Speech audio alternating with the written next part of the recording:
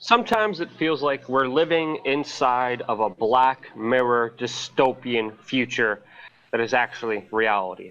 And you'll think that too with this next story, which includes topics of futurism, social justice warrior politics, and the technocracy, as right now, Calvin Klein, the model little perfume skunk smell, that company, Calvin Klein is apologizing to the LGBT community for, quote, a queer baiting campaign featuring a fake CGI model influencer. Yes, a fake CGI model influencer made out with one of its other real life human models, not a deep fake here. And the lesbians are pissed off, Jason. The lesbians are really pissed off as Calvin Klein had to issue an official apology. We're going to get to that apology in a little bit, but holy cow, there's so much to get into. There's so many topics we could divert from here, but just on face value, Jason, this is a pretty absurd story. It certainly is. What can I say? This is absolute insanity. We're worried about the fact that they made the digital robo girl kind of, I don't even know what to call it because it's a creation, man. And the story behind this thing is even a little bit weirder. So let's give it a backdrop because people are like, wait, what's going on here, right? So on Instagram, all of a sudden, Lil Michaela pops up, kind of an androgynous looking model, right? You said freckles, not the traditional beauty. And it's obviously a digital creation. Somehow, through some underground PR campaign, it gets this Instagram following, right? So then a controversy and a conspiracy theory of whether Michaela is real or a digital creation, obviously a digital creation, begins. And then Shane Dawson, another influencer, interviews little Michaela on the phone, boosting little Michaela even further up, and now with over 1 million followers, to the point where, let's watch this thing, that what people are in an uproar about.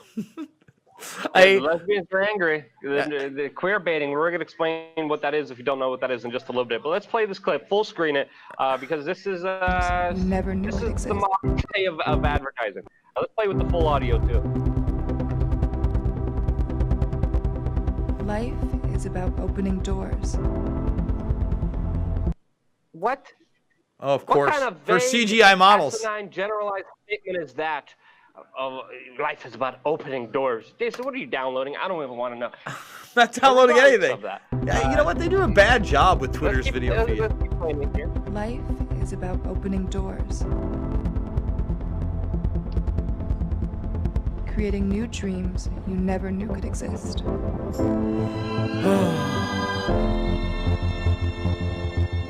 Now, I wonder if this is going to get pulled for age-appropriate content, Luke. I mean, it's a digital creation. I mean, basically, a Calvin Klein model is kissing the girl from one of the Final Fantasy cutscenes in PlayStation 4. And people are upset that it's like a lesbian. I don't get it. And the other thing... Go ahead. Jason, let me explain to you. Let the bloomer explain to the boomer what queer baiting is, what the controversy here is all about. Because they're directly saying that this is queer baiting.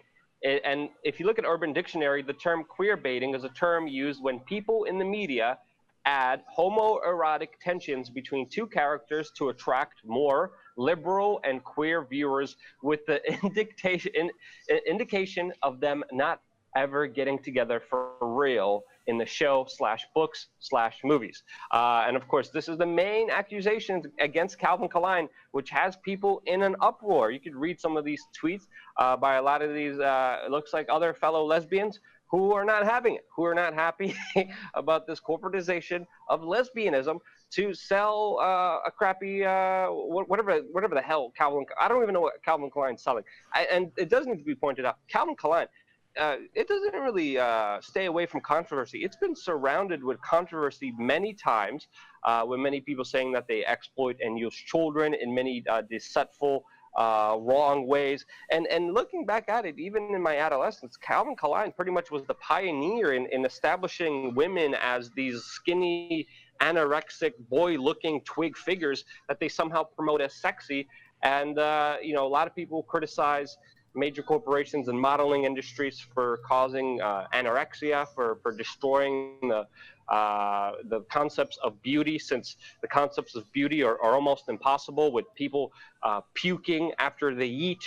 What is it? Bulimia, promotion of bulimia. But Calvin Klein, of course, responded here, and I think this has always been the secret to Calvin Klein, is creating controversy so people talk about them, so people look at their brand more. And they're trying to look all exclusive. I think they had another advertisement with ASAP Rocky. It was also just stupid, over-sexualized bull crap. But this is the statement here. Let's read some of the statement here by Calvin Klein. It says, quote, "The concept for our latest #BuyCalvins campaign is to promote freedom of expression for a wide range of identities." Trying to save face there, trying to play identity politics here. What a surprise. A major corporation doing that for profit, exploiting people.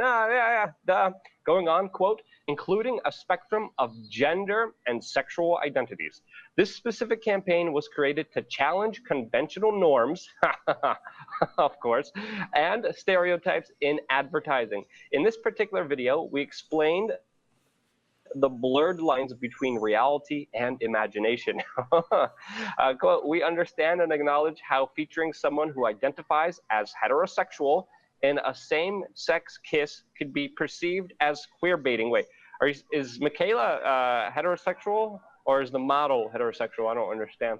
Whatever. Going on here, quote, "As a company with a long-standing tradition of advocating for LGBTQ plus rights," they have to put the plus in there, "it was certainly not our intention to misrepresent the LGBTQ plus community. We sincerely regret any offense we caused." And the bigger point here, Jason, I would like to make is people are always going to be offended if they're making things up, in my opinion, in my mind. Like, if it's not one thing, it's going to be another thing. Now it's that there's a lesbian robot CGI kiss. Absolutely ridiculous. And it shows you just how destructive a lot of this identity politics is, and how they're pretty much eating their own, since Calvin Klein has been toting to their kind of agenda for a very, very long time. What do you think, Jason? So they're upset that a company that's had marketing campaigns for decades upon decades upon decades has a new marketing campaign. I don't understand it. You just described what supposed queer baiting is. Yeah, they do want you to buy their stuff. Yeah, they do want you to have favor with them. I mean, it's what they've done throughout. Unfortunately, again, there should be real issues about Calvin Klein. I was just showing some of their 90s ads, and I just want to go through some of these before I make a bigger point about what we should be concerned about this CGI creation. So like you were saying, there was a lot of young people. They actually pushed, and I like CK1 to be honest with you. CK1 was the first gender non-specific campaign where, hey, we could both use this perfume slash, what do guys wear? What am I, cologne? Jeez, I'm dying here. But again, you look at some of these pictures. These are, I mean, obviously showing a lot of young people in some controversial positions. But if that's not young enough for you, you know, back in the day, in the late 70s, early 80s, it was okay to have 15-year-old Brooke Shields looking very erotic in their products. And what the hell? The majority of these are in the 90s. How about we have two children, literal children? Not only that, but Jason, with that Brooke Shields, they had a quote that said, quote, "Jeans are sexy. The tighter they are, the better they sell." Like literally, that's the part of their marketing campaign with children that they're highlighting. Again, anorexic, super skinny, exploiting children, trying to make women pretty much look like little boys. And I would accuse Calvin Klein of doing that more than anybody else. Well, again, take a look right now. You got a kid in his underwear with another kid in boxer underwear, and then you have two little girls again in underwear. These are the Calvin Klein ads of the 90s, and they are still fully operational in 2019. Is the outrage about that stuff? Nope. It's about a digital character influencer. And guys, I want to bring to your attention that in 2002, there was a film called Simone. It's an Al Pacino movie. So the plot of the film goes like this. His actress leaves. He doesn't know what to do about the movie. So he creates a digital character that will replace her, and the people fall in love and think it's real. Now, that is somewhat parodied here with the conspiracy theory that little Michaela was real, and now we are actually turning little Michaela into a checkmarked social influencer persona. Michaela gets a check mark. It's unbelievable to me we're doing this. Guys, the future she's somehow verified. Meanwhile, Ford Fisher of News to Share is not verified. that's what I mean. It's absolutely ridiculous. And look at it this way, guys. We're all going to be replaced in that sense. Do you think they're going to pay the George Clooney's and the Jim Carreys and the Tom Hankses of the future, 18 million, 25 million a movie, when they can have an animator, have somebody look, and there is no fights on the set, for pennies on that? It's not going to cost $1 million to have a digital character act the way they want. Right now, the technology is in its infancy, but we've seen, like, for instance, I believe it's in Japan, not in China. I think it's Japan. They have a virtual news reporter who looks a lot like Lil Michaela, in the sense that somewhat photoreal, but not quite there. And with deepfakes, a subject we've already taken on this week, getting more and more realistic, you can bet that more and more digital characters will actually come into the arena. And guys, when you start weighing yourself against something that's literally not real, not only just like a photoshopped image of a model or somebody that's on some crazy diet, something you can never live up to. You're never going to live up to a computer animation. I promise you that. Yeah, the future's weird. We're living in the future. There was one movie, I forgot the name of it, where the guy fell in love with the AI system. It was the worst. The future that we're going towards. Oh, I know exactly what you're talking about. It was with Joaquin Phoenix, and it was directed by Spike Jonze. Wasn't it called Her? It was Scarlett. Yeah, I believe it was called Her. Yeah, Scarlett Johansson played the voice on that. Yeah. That is the creepiest. Listen, people love that movie. I'm watching that movie, and I'm like, if people start having relationships with pocket AI devices, we are doomed. We are doomed. If you start falling in love with this...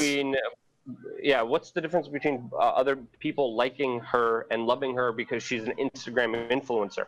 The lines are being blurred here, and they're becoming a lot more blurrier as we move ahead, Jason, because there's already an aspect of that Her movie that we're living in right now. So something to think about. What do you guys think? Where do you think the future's headed? Is it going to be just as bad as it was in Her? Is it going to be just as complicated? And is there a sort of solution to this digital, technocratic, special interest controlled monopoly that we're all going to be forced to live under? What do you guys think? Let me know in the comment section below. Other than that, Jason, I have nothing else to say. Do you want to close it off here? Folks, we are doing 4 videos a day across 2 platforms, News for a Change and WeAreChange. Make sure to subscribe, thumbs this video up, share it on social media, and get out there and be the change you want to see in the world.